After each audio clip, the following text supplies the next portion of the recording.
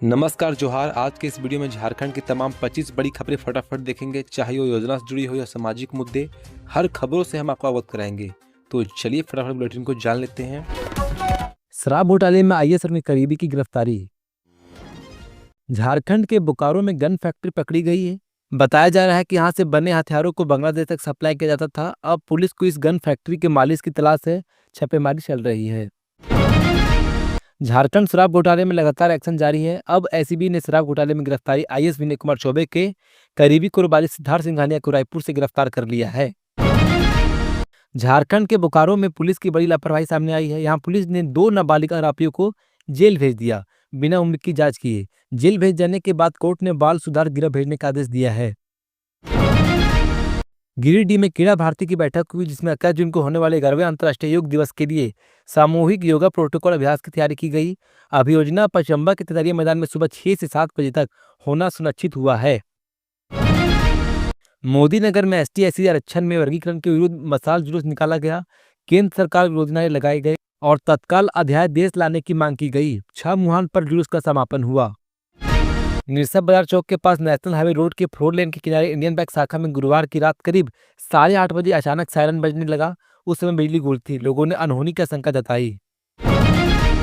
मारवाड़ी व मन झरिया शाखा की ओर से गुरुवार को श्री अग्रसेन भवन में रक्तदान महाउत्सव एवं रक्तदाता सम्मान कार्यक्रम आयोजित की गई, जिसका उद्घाटन मारवाड़ी सम्मेलन झरिया के अध्यक्ष राजकुमार अग्रवाल, पूर्व अध्यक्ष डॉक्टर ओपी अग्रवाल, अग्रसेन भवन के अध्यक्ष गोपाल अग्रवाल ने संयुक्त रूप से दीप जलाकर किया। एगियाकुंड उत्तर पंचायत के पिछले एक सप्ताह से डीवीसी का अंडरग्राउंड केबल का काम मशीन से हो रहा है। इस दौरान केबलिंग काम से पेयजल पूर्ति पाइप टूट गया। हुंड्रू फॉल में पर्यटन कर्मियों ने नशापन के खिलाफ किया जागरूक। झारखंड विधानसभा का मानसून सत्र जुलाई के अंतिम सप्ताह में आहूत करने की तैयारी है। इस पर विधानसभा का मानसून सत्र छोटा होगा। 5 या 6 दिवसीय सत्र 22 जुलाई से 27 जुलाई के बीच शुरू होने की संभावना है। खूंटी में कोयल नदी में फंसे 2 मछुआरों को एनडीआरएफ ने देर रात सफलतापूर्वक रेस्क्यू किया है। प्रोजेक्ट मैनेजर के 30 पदों के लिए आज से जमा होंगे ऑनलाइन आवेदन।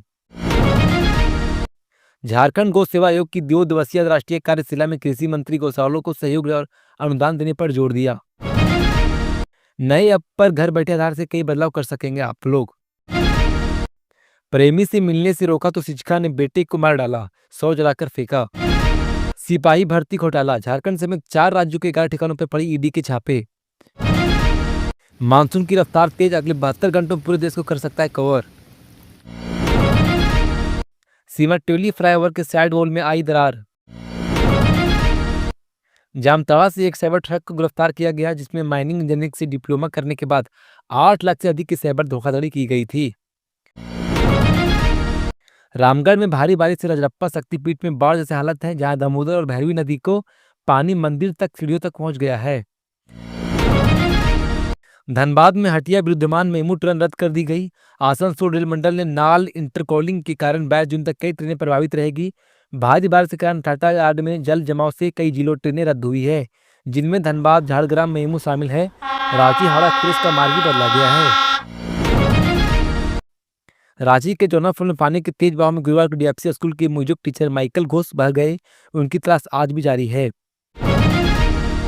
सदर अस्पताल गोड्डा में 13 साल की किशोरी को एम्बुलेंस नहीं मिलने से मौत, अस्पताल प्रबंधक पर लगाई आरोप। भारत के राष्ट्रपति द्रौपदी मुर्मू 67 वर्ष की हो गई है। उनका जन्म 20 जून 1958 को हुआ था। इस खास मौके पर प्रधानमंत्री नरेंद्र मोदी, कांग्रेस अध्यक्ष मल्लिकार्जुन खड़गे, लोकसभा के विपक्ष के नेता राहुल सिंह समेत कई प्रमुख नेताओं ने उन्हें शुभकामनाएं दी है। फिलहाल दोस्तों, इस बुलेटिन में इतना ही।